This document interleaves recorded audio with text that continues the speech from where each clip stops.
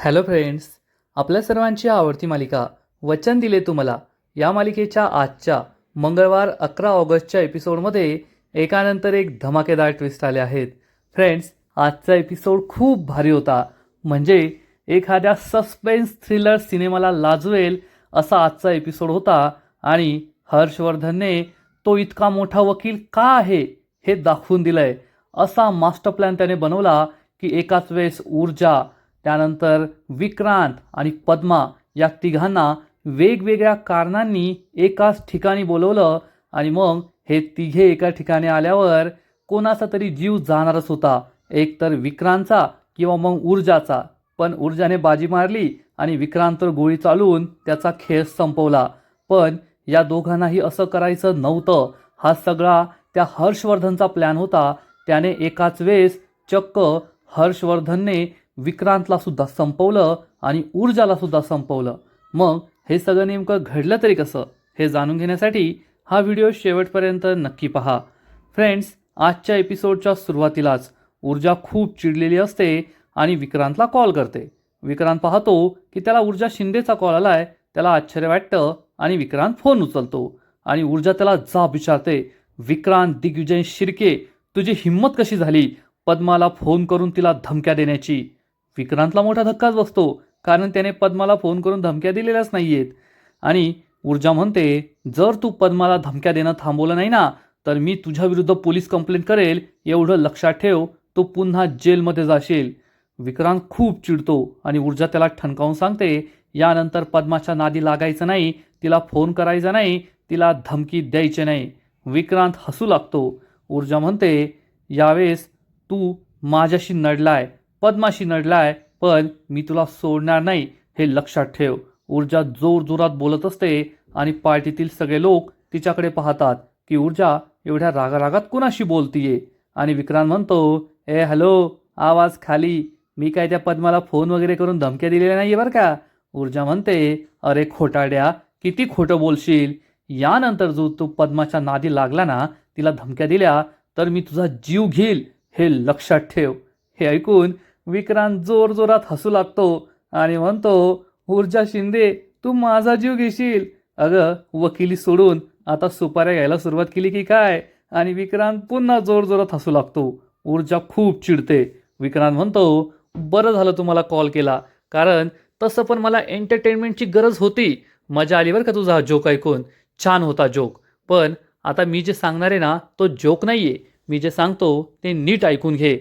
तू जरी मला खोटी पोकळ धमकी दिलेली असली ना, तरी मी तुला आणि त्या पद्माला सोडणार नाहीये, कारण तुम्ही दोघींनी माझ्या आयुष्याचं वाटोळ केलंय, माझं आयुष्य बर्बाद केलंय. त्यामुळे तुम्हाला दोघींना जोपर्यंत मी बर्बाद करत नाही ना, तोपर्यंत मी शांत बसणार नाही, एवढं लक्षात ठेव ऊर्जा शिंदे. ऊर्जाला खूप राग येतो आणि ऊर्जा विचारते, तू मला धमकी देतोयस? विक्रांत उत्तर देतो, धमकी नाही, फायनल वॉर्निंग देतोय की आता तू आणि तुझी ती पद्मा सरळ ढगात, एवढं लक्षात ठेवायचं. आणि विक्रांत पुन्हा एकदा राक्षसासारखा हसतो आणि फोन कट करतो. विक्रांतला खूप राग आलेला असतो. ऊर्जा सुद्धा चिडते. विक्रांतने फोन कट केला, त्यामुळे ती पुन्हा एकदा विक्रांतला कॉल लावते, पण विक्रांत तिचा फोन कट करतो. ऊर्जा परत त्याला कॉल लावते. विक्रांत परत फोन कट करतो आणि ऊर्जा विचार करते की आता हा काही फोन उचलणार नाहीये. ऊर्जा मागे वळून पाहते तर सगळे लोक तिच्याकडे पाहत असतात आणि एक जज साहेब विचारतात, सगळं ठीक आहे ना? ऊर्जा म्हणते, हो हो, सगळं ठीक आहे, ते एका केसबद्दल मी बोलत होते, यू एन्जॉय. आणि बाकीचे सगळे लोक एन्जॉय करू लागतात. आणि ऊर्जा आता पुढे काय करायचं याचा विचार करते. इकडे विक्रांत हा कसला तरी विचार करत असतो. तेवढ्यात त्याच्या मोबाईलवर एक मेसेज येतो. विक्रांत म्हणतो, अरे यार, कुणी फोन केलाय, कुणी मेसेज केला आता? आणि विक्रांत हा मेसेज उघडून पाहतो तर त्याला आश्चर्याचा धक्काच बसतो, कारण त्याला एका अननोन नंबरवरून मेसेज आलेला असतो. विक्रांत शिर्के, लई मस्ती आहे ना तुला? तर मग SKF फॅक्टरीमध्ये येऊन दाखव, आज ना तुझा खेळ तेथेच खल्लास करणार. हे मेसेज वाचून विक्रांतला जबर धक्का बसतो आणि विक्रांत म्हणतो, मला मला धमकी, ते सुद्धा माझा गेम संपवण्याची? ऊर्जा शिंदे, हे तूच केलंय. आधी मला फोनवर धमकी दिली आणि आता मला अननोन नंबरवरून धमकी देतीये. जीनियस ऊर्जा शिंदे, जीनियस. खरंच आत्ता मला मजा येईल. मला सुद्धा हा क्षण हवाच होता, जेव्हा आपण दोघे एकमेकांच्या समोर असू आणि मग कोण कोणाला संपवतोय ना ते आपण पाहतच राहू. येतोय मी. मला सुद्धा असं समोरासमोर दिलेलं चॅलेंज खूप आवडतं. असा विचार करून विक्रांत राक्षसासारखा हसू लागतो आणि विक्रांत सुद्धा त्याच फॅक्टरीमध्ये येणारे, ज्या फॅक्टरीमध्ये ऊर्जा येणार असते. हा सगळा हर्षवर्धनचा प्लॅन आहे. हा अननोन नंबरवरूनचा जो मेसेज आला विक्रांतला, तो ऊर्जाने नाही तर हर्षवर्धनने पाठवलाय विक्रांतला त्या ठिकाणी बोलवण्यासाठी. आणि इकडे पद्मा त्याच ठिकाणी उभी असते. तेवढ्यात तिला अननोन नंबरवरून फोन येतो. पद्मा खूप घाबरते आणि फोन उचलते. तर हा समोरचा माणूस म्हणतो, लई शहाणी झाली ना तू. तुला सांगितलं होतं ऊर्जा शिंदेला फोन नाही करायचा, पण तू ऊर्जा शिंदेला फोन केला. आता तुझ्याबरोबर काय होतं ना ते तू पाहतच राहा. तुझ्या लाडक्या बंटीला आम्ही किडनॅप केलंय. हे ऐकून पद्माला जबर धक्का बसतो. पद्मा खूप घाबरते आणि म्हणते, नाही तुम्ही खोटं बोलताय ना. तर हा माणूस म्हणतो, अगं खोटं नाही बोलत आहे, खरं सांगतोय. तुझ्या बंटीला आम्ही किडनॅप केलंय. आणि लगेच बंटीचा सुद्धा आवाज येतो, ताई मला वाचव, ताई मला वाचव, हे लोक खूप भयानक आहे, ताई मला वाचव. आणि हे ऐकून पद्मा खूप घाबरते, रडू लागते आणि म्हणते, बंटी बंटी. तेवढ्यात हा माणूस म्हणतो, बंटी जर तुला जिवंत हवा असेल तर आता फोन कट झाल्यावर तुला एक लोकेशन येईल, त्या लोकेशनवर हजर व्हायचं. आणि हा फोन कट होतो. लगेच पद्माला हे लोकेशन मिळतं आणि हे लोकेशनसुद्धा अर्थातच या फॅक्टरीचं असतं, ज्या फॅक्टरीवर ऊर्जा आणि विक्रांत येणार आहे. हर्षवर्धनने खरंच खूप मोठा मास्टर प्लॅन बनवला आहे आणि हे लोकेशन मिळताच पद्मा या फॅक्टरीवर जायला निघते. आणि इकडे ऊर्जा ही शौर्यला सगळं सांगण्याचा विचार करते. आणि ऊर्जासमोरच शौर्य, आदित्य आणि दिव्या हे तिघे गप्पा मारत असतात. आणि ऊर्जा विचार करते, अरे यार शौर्य तर बिझी आहे. आता शौर्य एखाद्या दुसऱ्या वकिलांबरोबर, दुसऱ्या जज साहेबांबरोबर बोलत असता तर ठीक आहे. शौर्य हा घरच्या माणसांबरोबरच बोलतोय ना, आदित्य आणि दिव्याबरोबर. त्यांच्याशी तो असं काय महत्त्वाचं बोलत असणार आहे. पण ऊर्जा विचार करते, शौर्य खूप बिझी आहे, त्याला नको डिस्टर्ब करायला. मी त्याला नंतर सांगते, तोपर्यंत माझी बाकीची तयारी करते. असा विचार करून ऊर्जा ही शौर्यला काही सांगत नाही. आणि मग तेवढ्यात एक दुसरे वकील शौर्यशी बोलायला येतात. आता घरच्यांसमोर तिने त्याला डिस्टर्ब केलं नाही, मग दुसरे वकील असताना कसा डिस्टर्ब करणार आहे. त्यामुळे ऊर्जा तशीच उभी राहते. शौर्य कधी एकटा राहतोय याचा विचार करते. आणि शौर्यला सुद्धा थोड्या वेळानंतर ऊर्जाचा पूर्ण विसर पडलेला असतो. ऊर्जा कोठे काय आहे याचं त्याला काही देणं घेणं नसतं. तो बाकीच्या सगळ्यांशी गप्पा मारत असतो. तो आदित्य कंटिन्यू बायकोला घेऊन फिरतोय, पण शौर्यला नव्या नवरीला घेऊन फिरण्याची काही इच्छा नाहीये. आणि तेवढ्यात ऊर्जाला एका अननोन नंबरवरून कॉल येतो. आता विक्रांत, पद्मा हे दोघे तर फॅक्टरीवर निघालेत, पण ऊर्जा कशी जाणार. तर ऊर्जाला पाठवण्यासाठी सुशिलाचा कॉल आलेला असतो. आणि ऊर्जा विचार करते, नक्कीच हा अननोन नंबर म्हणजे सुशिलाताईंचा कॉल असेल. आणि ऊर्जा फोन उचलते. अपेक्षेप्रमाणे सुशिलाताईंचाच कॉल असतो. आणि सुशिलाताई म्हणते, ऊर्जाताई मला आहे ना एक महत्त्वाची बातमी दिली आहे त्या मुकादमाने. ऊर्जा विचारते, काय. सुशिला सांगते, आजच्या रात्री ना त्या फॅक्टरीमधील सगळ्या कामगारांना सुट्टी दिली आहे आणि त्या फॅक्टरीत कुणीच नसणार आहे. जो वॉचमॅन आहे ना तो सुद्धा काही तास नसणार आहे. तर हीच ती योग्य वेळ जेव्हा तुम्ही तेथे जाऊ शकता. आता त्या फॅक्टरीमध्ये कुणीच नाहीये, त्याच वेळेस जायचं आहे. मग दिवसाच्या वेळेस सुद्धा जाऊ शकतो ना. पण ऊर्जाला सुद्धा एवढी अक्कल नाहीये. आणि ही सुशिला तिला सांगते, ताई आत्ताच तुम्ही जा बरं का. ऊर्जा म्हणते, पण असं कसं, यावेळेस कसं काय सुट्टी दिली अचानक. तर सुशिला सांगते, अहो ताई हा सगळा विचार करण्याचा ही वेळ नाहीये, तुम्ही आत्ताच्या आत्ता जा. मला तर असं वाटतं ही सुवर्ण संधी आहे, म्हणजे आपल्याला अनेक पुरावे मिळू शकतात. नाहीतर पुन्हा अशी संधी मिळणार नाही ना. ऊर्जाला अजून सुद्धा थोडा संशय असतो. मग सुशिला तिचा ट्रम्प कार्ड खेळते आणि म्हणते, ताई सोनालीसाठी, सोनालीचा जीव वाचवण्यासाठी एवढं करा ना, सोनालीसाठी करा. आणि एवढं बोलल्यावर ऊर्जाचा इगो लगेच सुखावला जातो. ऊर्जा म्हणते, हो सुशिलाताई, सोनालीसाठी मी सगळं करायला तयार आहे. मी नक्की जाते, आत्ताच्या आत्ता जाते. सुशिला खूप खुश होते आणि ऊर्जा फोन कट करते. आणि ऊर्जा म्हणते, सुशिलाताई एकदम बरोबर बोलताय, हीच सुवर्ण संधी आहे. नंतर अशी संधी मिळेल की नाही माहीत नाही. मला आत्ता सगळे पुरावे शोधावे लागतील, फॅक्टरीत जावं लागेल. असा विचार करून ऊर्जा मागे वळते. तर तिला दिसतं की शौर्य अजूनही त्या वकिलाशी बोलतोय. आता शौर्यला कसं डिस्टर्ब करायचं. बाकीचे लोक हाक मारून शौर्यला बोलू शकतात, फक्त ही नाही बोलू शकत. त्यामुळे ऊर्जा विचार करते, मी शौर्यशी नंतर बोलते. आधी मी माझी पर्स वगैरे घेऊन येते. आणि मग ऊर्जा पर्स घ्यायला तिच्या रूममध्ये जाते. ऊर्जा रूममध्ये येते, तिची पर्स घेते, काही महत्त्वाचं सामान घेते आणि मग रूममधून बाहेर पडते. जेव्हा ती रूममधून बाहेर पडते तोपर्यंत हर्षवर्धनसुद्धा आलेला असतो आणि हर्षवर्धनचं ऊर्जावर बारीक लक्ष असतं. ऊर्जाने शौर्यला काही सांगू नये आणि शौर्यला आपल्याबरोबर नेऊ नये या दृष्टीने हर्षवर्धन सगळीकडे लक्ष ठेवून असतो. इकडे बाकीचे विजया, त्यानंतर आदित्य, दिव्या, तीर्था हे सगळे मस्त गप्पा मारत असतात, एन्जॉय करत असतात. सगळ्या जगाचा भार फक्त एकट्या या ऊर्जावरच आहे. शौर्यसुद्धा मस्त गप्पा मारत असतो, त्याला ऊर्जाची काही आठवण येत नाही आणि ऊर्जा शौर्यला आवाज देणार इतक्यात हर्षवर्धन लगेच शौर्यला आवाज देतो आणि एका सिनियर जज साहेबांबरोबर शौर्याची ओळख करून देतो. शौर्य त्यांच्याशी बोलत असतो. ऊर्जा विचार करते, अरे देवा आता काय करू. हर्षवर्धनचं ऊर्जावर बारीक लक्ष असतं. मग ऊर्जा शौर्यला कॉल करते. शौर्यला फोन केला तर तो बाजूला बोलायला जाईल असं तिला वाटतं. मग हिने हाक मारली तरी तो येईल ना, पण ऊर्जाला तेवढं कळत नाहीये. ऊर्जा शौर्यला कॉल लावते. हर्षवर्धनला हे समजतं. शौर्य म्हणतो, एक्सक्यूज मी गाईज, आणि तो आपला फोन उचलतो आणि तो फोन पाहणार इतक्यात हर्षवर्धन वेटरकडून कोल्ड्रिंक घेण्याचा बहाणा करून शौर्याच्या हाताला धक्का देतो आणि हा फोन खाली पडतो. शौर्य फोन उचलणार तर हर्षवर्धनच फोन उचलतो. ऊर्जा हे सगळं पाहत असते पण तिला हर्षवर्धनवर संशय येत नाही.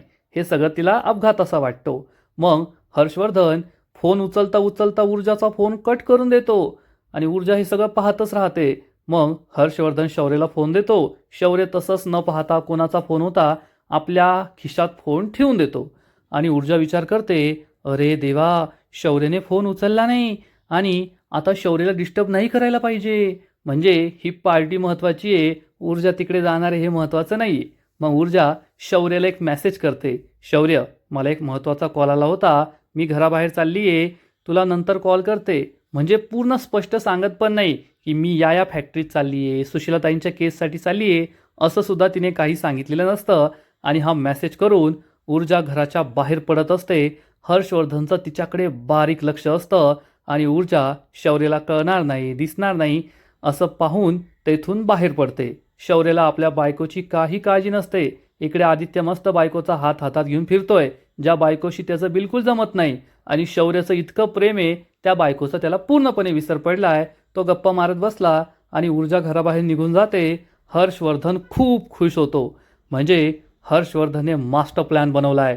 3 वेगवेगळ्या लोकांना 3 वेगवेगळ्या पद्धतीने 3 वेगवेगळी कारणं देऊन त्याने एकाच ठिकाणी बोलवलंय. आणि मग ऊर्जा घराबाहेर पडल्यावर हर्षवर्धन लगेच कोणाला तरी फोन करून सांगतो की सगळे त्या ठिकाणी येत आहे. हर्षवर्धन भलताच खुश होतो आणि मग पार्टीमध्ये आदित्यच्या अंगात येतं. आदित्य म्हणतो, हॅलो एव्हरीवन, चला आज दाखवून देऊया, जे कोर्टात आर्ग्युमेंट करतात त्यांना डान्ससुद्धा करता येतो. आणि मग एक मराठमोळं, म्हणजे तसे तर आम्ही खूप स्टँडर्ड आहोत, आम्हाला होळी कशी साजरी करतात ते माहीत नाही, त्यानंतर आम्हाला कोणत्या परंपरा माहीत नाही, आमच्या घरात कुणी चहा पित नाही, पण अतिशय गावठी अतिशय गावरान गाणं लावून हे सगळे डान्स करू लागतात. सगळे जजेस, सगळे वकील डान्स करत असतात आणि आदित्यचा डान्स तर जगावेगळाच असतो. शौर्य हा तीर्थाबरोबर उभा असतो. अजूनही त्याला ऊर्जाची आठवण आलेली नसते की ऊर्जा आपली बायको आहे, ती कुठे गेली एवढ्या वेळपासून. नाही, तीर्थाबरोबर तो उभा असतो आणि म्हणतो, आदित्य दादा पहा कसा सुटलाय, कसा डान्स करतोय, आणि तीर्था तू सुद्धा छान डान्स करते, तू जा ना डान्स करायला. तीर्था म्हणते, नाही दादा आज माझा मूड नाही आहे. शौर्य म्हणतो, ठीक आहे, पण तुझा मूड असल्यावर नक्की जा. तेवढ्यात सरपोतदार आंटी आणि बापट आंटी तेथे येतात. मग शौर्य हा तीर्थाला घेऊन त्यांच्याजवळ जातो. कुमुदिनी आजी आणि हर्षवर्धनसुद्धा तेथे असतात. हर्षवर्धन या दोघींची ओळख सगळ्यांशी करून देतो. आणि मग ही जी सरपोतदार आंटी असते ती शौर्यला म्हणते, शौर्य मी तुझ्यावर खूप नाराज आहे. शौर्य विचारतो, काय झालं. तर ही सरपोतदार आंटी सांगते, कसं आहे ना, मला माझ्या मुलीचं लग्न तुझ्याशी जमवून द्यायचं होतं, पण तू कोणालाच न सांगता लग्न केलं, त्यामुळे मला तुझा राग आलाय. पण तुझी बायको खूप गोड आहे बरं का. तर दुसरी बाई म्हणते, बापट आंटी, हो हो मला सुद्धा माहिती आहे ना, खरंच त्याची बायको फक्त गोड नाहीये तर खूप सुंदर आहे, खूप मोठी वकील आहे, तिला मी कोर्टात आर्ग्युमेंट करताना पाहिलंय. हे ऐकून शौर्य खुश होतो आणि सरपोतदार आंटी विचारतात, पण तुझी बायको आहे कुठे. तेव्हा शौर्यला आठवतं, अरे हो, खरंच माझं लग्न झालंय का? माझी बायकोसुद्धा या पार्टीत आली होती ना. आणि मग तो म्हणतो, थांबा थांबा मी शोधतो. आणि कुमुदिनी आजी त्याला टोमणासुद्धा मारते. अरे तुझं नवीन लग्न झालंय, एकट्याने नको फिरत जाऊ, बायकोला घेऊन फिरत जा. तेव्हा कुठे हा शौर्य ऊर्जाला शोधायला सुरुवात करतो. सगळीकडे ऊर्जाला पाहतो, पण ऊर्जा त्याला कुठेच दिसत नाही. दिसणार कशी? ऊर्जा गेली त्याला न सांगता फॅक्टरीत. आणि मग हर्षवर्धनचं या शौर्याकडे बारीक लक्ष असतं की आता शौर्य काय करणार, घराबाहेर जाणार का, हे सगळं तो पाहत असतो. आणि शौर्य हा बिचारा एकटाच ऊर्जाला सगळीकडे भिरभिरत्या नजरेने शोधत असतो. आणि इकडे ऊर्जा शिंदे, ॲडव्होकेट ऊर्जा शिंदे उर्फ जासूस ऊर्जा शिंदे ही चक्क त्या फॅक्टरीमध्ये पोहोचते. फॅक्टरीमध्ये अंधार असतो. ती आपल्या मोबाईलचा टॉर्च सुरू करते आणि फॅक्टरीमध्ये काही शोधण्याचा प्रयत्न करते. आणि सगळ्यात पहिले तिच्या मनात हीच शंका येते, ही तर केमिकल फॅक्टरी आहे ना, मग इथे केमिकलचा वास का येत नाही आहे? कारण ही केमिकल फॅक्टरी नाही आहे, ही अशीच एक बंद पडलेली साधी फॅक्टरी आहे, जी हर्षवर्धनने हा सगळा कांड करण्यासाठी निवडली. आणि इकडे हर्षवर्धनच्या घरी आदित्य अंगात आल्यासारखा नाचत असतो, दिव्याचा डान्स सुरू असतो, सगळे खुश असतात. आणि तेवढ्यात शौर्य आदित्यला बाजूला नेतो आणि विचारतो, ऊर्जा कुठे? आदित्य म्हणतो, मला नाही माहीत, असेल येथे कुठेतरी, चल तू नाचायला. शौर्य म्हणतो, थांब थांब, मी ऊर्जाला शोधून मग नाचायला येतो. आणि शौर्य ऊर्जाला सगळीकडे शोधत असतो. हर्षवर्धनचं त्याच्याकडे बारीक लक्ष असतं. आणि शौर्य विचार करतो, ऊर्जा कुठे गेली असेल? ऊर्जाला एखादा फोन आला का, म्हणून ती पार्टी सोडून गेली का? आता जर असं असेल तर माणूस सगळ्यात आधी आपला मोबाईल उघडून पाहतो, त्यात काही फोन मेसेज आहे का ते पाहतो, किंवा ऊर्जाला फोन करतो. पण शौर्य आपला मोबाईलसुद्धा उघडून पाहत नाही आणि फक्त विचाराचाच दंग असतो, ऊर्जा कुठे गेली असेल. आणि हर्षवर्धन त्याच्याकडे बारीक लक्ष ठेवून असतो. इकडे ऊर्जा या फॅक्टरीच्या आत आत आणखीन आत जात असते आणि येथे कुणी आहे का, काही सापडतंय का, हे सगळं शोधण्याचा प्रयत्न करत असते. पण ही फॅक्टरी निर्जन असते, तेथे कुणीही नसतं. आणि ऊर्जा पुढे पुढे पाऊल टाकत असते. इकडे शौर्य विचार करतो, मला ऊर्जाला शोधायला बाहेर जावंच लागेल. आणि शौर्य हा पार्टीतून बाहेर पडतो. पण हर्षवर्धन त्याला काही थांबवत नाही. हर्षवर्धन त्याला पार्टीच्या बाहेर जाऊ देतो, त्याच्याकडे फक्त बारीक लक्ष ठेवतो. आणि तोपर्यंत ही तीर्थासुद्धा डान्स करायला लागलेली असते. नाही नाही म्हणता तीही डान्स सुरू करते. आणि इकडे ऊर्जा ही एका रूममध्ये येते. तेथे एक टेबल असतो आणि एक लॅपटॉप ठेवलेला असतो. सुशीलाने सांगितलंय की तेथे एक लॅपटॉप आहे, ज्यात सगळी माहिती आहे. आणि ऊर्जा या लॅपटॉपजवळ येते तर लॅपटॉपला खूप धूळ लागली आहे. यावरून तिला शंका येते की लॅपटॉपला एवढी धूळ का लागली आहे. आणि आता मॅनेजर निघून गेला, सगळे एम्प्लॉई निघून गेले आणि एवढी महत्त्वाची माहिती असलेला लॅपटॉप बरा तिथेच ठेवला. लॅपटॉप तेथे ठेवण्याची काय गरज आहे? उचलता येत नाही अशी तर गोष्ट नाही आहे. पण ऊर्जाला अजूनही शंका आलेली नसते. ऊर्जा या लॅपटॉपला हात लावते आणि मग त्याच वेळेस पद्मासुद्धा या फॅक्टरीमध्ये पोहोचते. आता पद्मा अजून गेटवरच आहे, त्यामुळे ऊर्जा आणि पद्माला काही एकमेकांची ओळख नाही आहे किंवा एकमेकांना आपण इथे आलो हे त्यांना माहीत नाही आहे. पद्मा या फॅक्टरीच्या गेटमध्ये येते आणि विचार करते, माझ्या बंटीला काही नाही व्हायला पाहिजे. एक वेळ मी माझा जीव देईल, पण माझ्या बंटीला नक्की वाचवणार. आणि पद्मासुद्धा आतमध्ये येते. इकडे ऊर्जा लॅपटॉप उघडून पाहते, पण हा लॅपटॉप सुरूच होत नाही. मग ऊर्जा बाकीचे डॉक्युमेंट्स असतात, फाईल्स असतात, ते सगळं चेक करते. पण या वर्षानुवर्षीच्या जुन्या फाईल्स आहे, यामध्ये काही नसतं. आणि त्याच वेळेस ऊर्जाला एका रॅकवर लॅपटॉपचं चार्जर दिसतं. म्हणजे आता या चार्जरने लॅपटॉप सुरू करा आणि सगळी माहिती मिळवा. सगळं काही तिला असं हातात आणून दिलं आहे की आमच्यावर केस कर. आणि आजचा एपिसोड येथेच संपतो. फ्रेंड्स, वचन दिले तुम्हाला, या मालिकेचा आजचा एपिसोड खरंच खूप भारी होता, इंटरेस्टिंग होता. म्हणजे एखाद्या बॉलिवूड, एखाद्या हॉलिवूड सस्पेन्स थ्रिलर सिनेमाला लाजवेल असा आजचा एपिसोड होता. खरंच पाहायला मजा आली. हर्षवर्धनने खूप जबरदस्त प्लॅन बनवला आहे. या मालिकेचा आजचा एपिसोड तर खरंच खूप भारी होता, परंतु पुढील एपिसोड आणखीन भारी असणारे, आणखीन मोठा ट्विस्ट या मालिकेत येणार आहे. मग नेमकं घडणार तरी काय? तर वचन दिले तुम्हाला, या मालिकेच्या पुढील एपिसोडमध्ये आपण पाहू की पद्मा आणि ऊर्जा यांची भेट होण्याआधी विक्रांत आणि पद्माची भेट होईल. विक्रांतने बंदूक आता स्वतःहून आणली आहे की येथे बंदूक आधीपासून प्लॅन केली होती काय माहीत. विक्रांत पद्माला पकडणार, तिच्या डोक्याला बंदूक लावणार. मग ऊर्जाच्या हातातसुद्धा बंदूक असेल. आता ऊर्जाकडे बंदूक नाही आहे, तर कदाचित ती बंदूक तिला येथे सापडली असेल. हर्षवर्धनने ती जाणून बुजून येथे ठेवलेली असणार. आणि मग ऊर्जाच्या हातात बंदूक, विक्रांतच्या हातात बंदूक. आणि ऊर्जा ही विक्रांतला म्हणेल, विक्रांत तुझी दुश्मनी माझ्याशी आहे ना, मग काय करायचं ते मला कर, पद्माला सोडून दे. विक्रांत म्हणेल ओके आणि विक्रांत पद्माला सोडून देईल. मग ऊर्जा आणि विक्रांत एकमेकांसमोर असतील, या दोघांच्या हातात बंदूक असेल. विक्रांतला फुल गॅरंटी की ऊर्जा माझ्यावर गोळी चालवणार नाही, परंतु त्याच वेळेस ऊर्जा गोळी चालवणार, ही गोळी विक्रांतच्या हृदयात जाणार आणि विक्रांत जागेवरच धारातीर्थी पडणार, मरणार. त्यामुळे ऊर्जा पद्मा यांना जबर धक्का बसेल. मरता मरता विक्रांतला सुद्धा विश्वास बसणार नाही की ऊर्जाने मला मारलंय. आणि तेवढ्यात तेथे पोलीस येतील आणि म्हणतील, advocate Urja Shinde, you are under arrest. तुम्ही विक्रांत शिर्केचा खून केलाय. मग आता पुढे काय होईल हे पाहायला मजा येईल. तर फ्रेंड्स, तुम्हाला सुद्धा वचन दिले तुम्हाला ही मालिका आवडते का, नक्कीच कमेंट करून सांगा. आणि या मालिकेचे असेच नवीन नवीन एपिसोड, नवीन नवीन अपडेट सर्वात आधी पाहण्यासाठी व्हिडिओला लाईक करा, शेअर करा, चॅनलला सबस्क्राईब करून बेल आयकॉनवर क्लिक करा. म्हणजे या मालिकेचे नवीन नवीन एपिसोड तुम्हाला सर्वात आधी पाहायला मिळतील. खूप खूप खूप धन्यवाद.